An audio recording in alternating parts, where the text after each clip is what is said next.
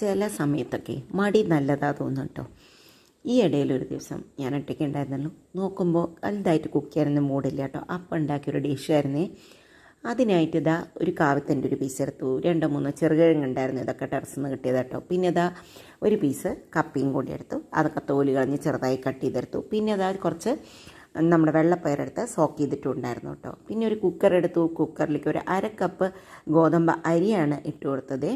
പിന്നെ ഒരു 1/4 കപ്പോളം വെള്ളപ്പയർ ഇട്ട് കൊടുത്തു. പിന്നെ അതാ ചെറുകിഴങ്ങും കാവത്തും പിന്നെ നമ്മുടെ മുറിച്ച് വെച്ചിട്ടുള്ള കപ്പയും ഒക്കെ കൂടി ഇട്ട് കൊടുത്തു.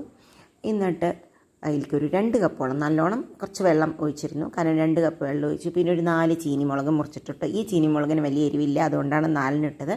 പച്ചമുളക് ഇടണമെങ്കിൽ 2 ഇട്ടാൽ മതി കേട്ടോ. എന്നിട്ട് കുറച്ച് ഉപ്പും കൂടി ഇട്ടിട്ട് ഒരു 2-3 വിസിൽ വെച്ചു, കാരണം ഗോതമ്പ് അരിയായിരുന്നു അതുകൊണ്ട് തന്നെ വേവാൻ കുറച്ച് ടൈം എടുക്കും. അപ്പോൾ ഒരു 2-3 വിസിലൊക്കെ വരുത്തി എടുത്തിട്ടുണ്ട്. ഇപ്പോൾ തന്നെ നല്ലൊരു ഫ്ലേവറൊക്കെ വരുന്നുണ്ടായിരുന്നു കേട്ടോ.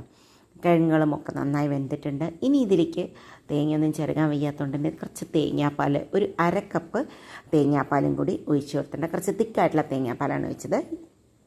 ആവശ്യത്തിന് ഉപ്പും കൂടി ഇട്ട് കൊടുത്തിട്ട് ഒരു 5 മിനിറ്റോളം ഒന്ന് തിളപ്പിച്ച്, അധികം തിളക്കേണ്ട കേട്ടോ. ഒരു 2-3 മിനിറ്റ് തിളച്ച് കഴിഞ്ഞപ്പോൾ അതിലേക്ക് കറിവേപ്പിൻ്റെ ഇലയും കൂടി അങ്ങോട്ട് ഇട്ടിട്ട് വാങ്ങി അങ്ങോട്ട് വെച്ചു. എന്നിട്ട് ചുടിച്ചുരാന്ന് പപ്പടവും കൂട്ടി അങ്ങോട്ട് കഴിച്ച് കഴിഞ്ഞപ്പോൾ അടിപൊളി ടേസ്റ്റ് കേട്ടോ. ഇതിൻ്റെ കൂടെ ചമ്മന്തി വേണമെങ്കിൽ ഉപയോഗിക്കാം, അല്ലെങ്കിൽ ഒന്നും ഇല്ലെങ്കിൽ നല്ല സൂപ്പർ ടേസ്റ്റാണ്. അപ്പോൾ നിങ്ങളൊന്ന് ട്രൈ ചെയ്ത് നോക്കൂ, വളരെ ടേസ്റ്റിയാണ്.